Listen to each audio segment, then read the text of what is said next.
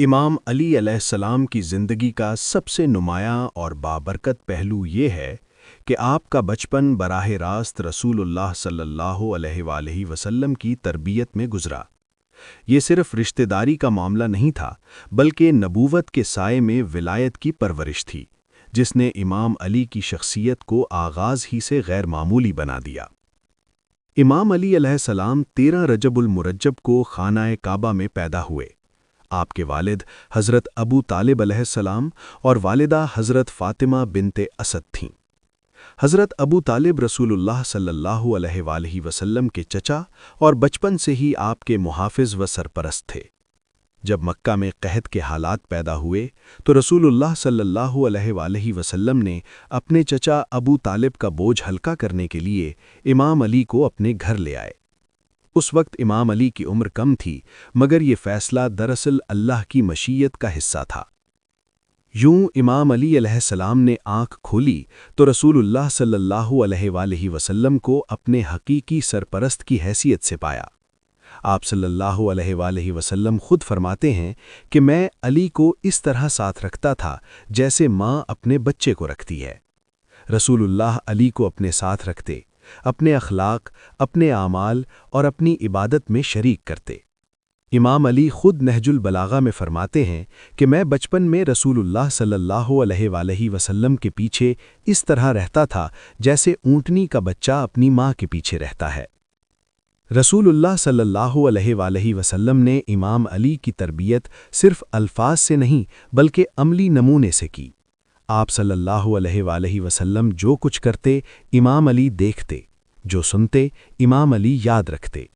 اسی لیے امام علی کا کردار بچپن ہی سے صداقت، امانت، شجاعت اور پاکیزگی کا نمونہ بن گیا۔ آپ نے کبھی بت کو سجدہ نہیں کیا، کبھی شرک یا جاہلیت کی رسومات میں حصہ نہیں لیا۔ یہ سب رسول اللہ صلی اللہ علیہ وآلہ وسلم کی قربت اور تربیت کا نتیجہ تھا۔ جب رسول اللہ صلی اللہ علیہ وآلہ وسلم غار حرا میں عبادت کے لیے جاتے تو امام علی بھی اکثر آپ کے ساتھ ہوتے۔ وہ لمحے جب رسول اللہ صلی اللہ علیہ وآلہ وسلم تنہائی میں اللہ سے راز و نیاز کرتے تھے، امام علی ان لمحات کے گواہ تھے۔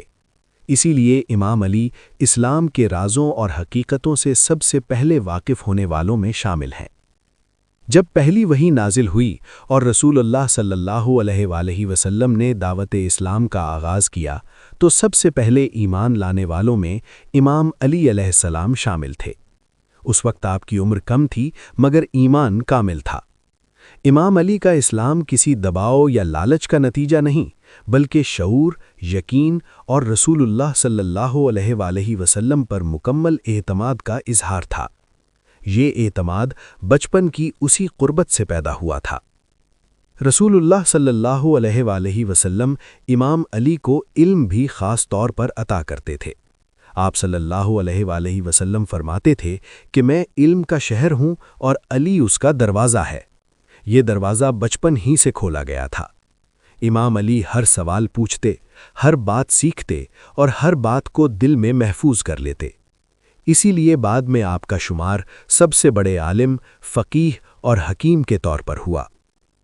امام علی علیہ السلام کا بچپن رسول اللہ صلی اللہ علیہ وآلہ وسلم کے ساتھ رہ کر صرف ایک فرد کی تربیت نہیں بلکہ پوری امت کے مستقبل کی تیاری تھی۔ رسول اللہ صلی اللہ علیہ وآلہ وسلم جانتے تھے کہ علی آنے والے وقت میں اسلام کے محافظ، عدل کے علم بردار اور حق کے علم ہوں گے۔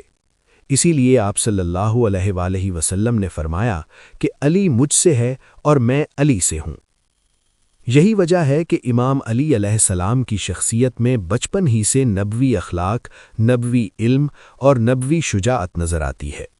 آپ کا بچپن ہمیں یہ درس دیتا ہے کہ اگر تربیت حق پرست، صادق اور خدا سے جڑی ہو تو انسان بچپن ہی سے کمال کی راہ پر چل پڑتا ہے۔ امام علی علیہ السلام کا بچپن رسول اللہ صلی اللہ علیہ وآلہ وسلم کے ساتھ دراصل ولایت کی وہ بنیاد ہے جس پر پوری اسلامی تاریخ کی عظیم عمارت کھڑی ہے۔ If you found this video helpful, don't forget to like, share, and subscribe.